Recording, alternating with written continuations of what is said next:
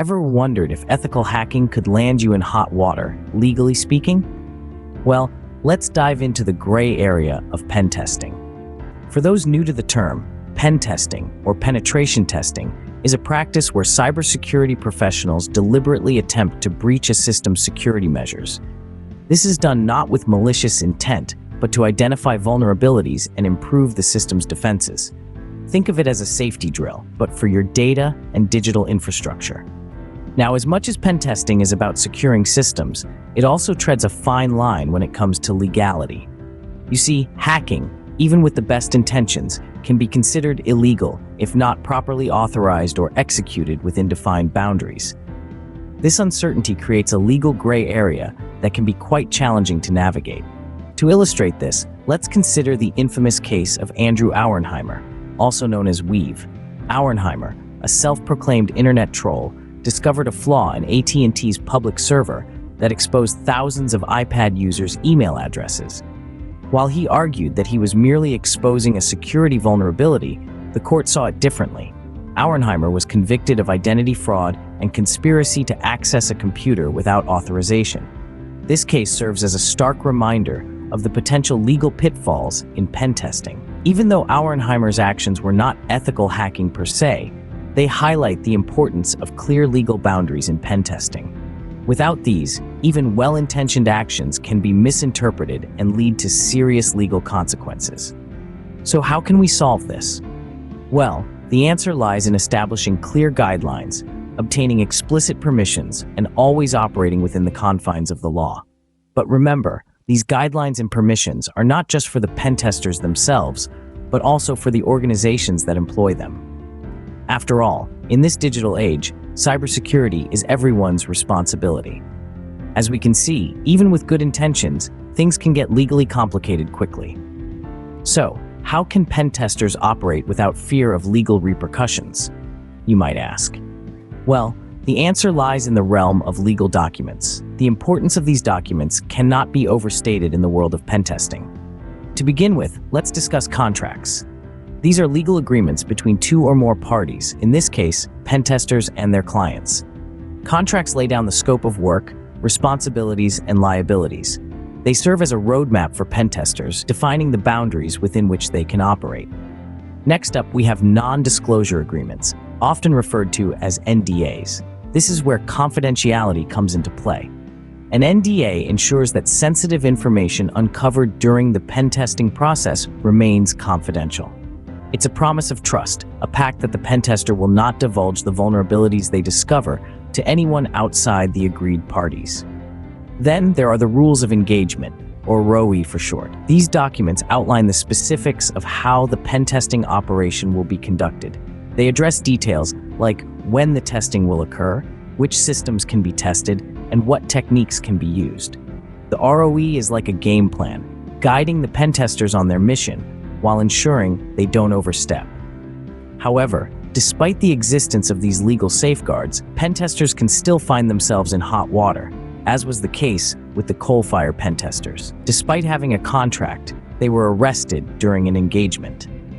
This incident serves as a stark reminder of the importance of detailed and explicit legal documents. The coal-fire case highlighted the fact that a simple agreement is not sufficient.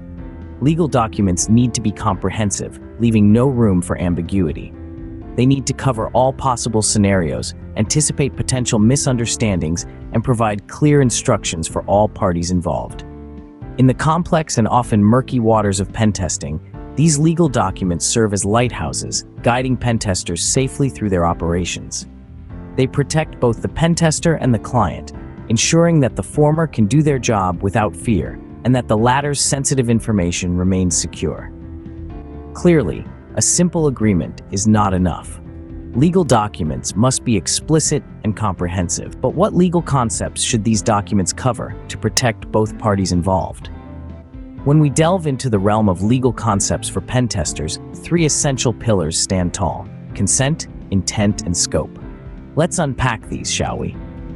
Firstly, consent. It's simple. Without the explicit permission of the owner of the system, any form of pen testing can be considered illegal.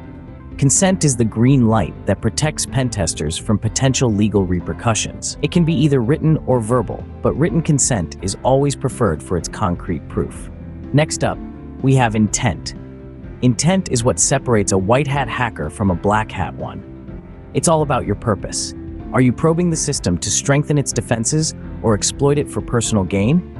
In the eyes of the law, your intent can either absolve you or indict you. Finally, we have scope. Scope defines the parameters within which the pen testing is to be conducted. It outlines what systems can be tested, the methods that can be used, and the extent to which the pen tester can go.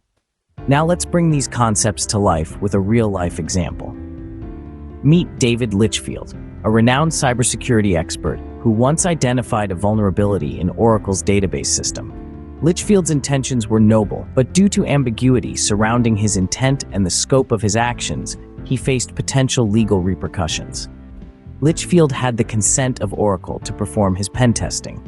However, the lines blurred when it came to his intent and the scope of his actions.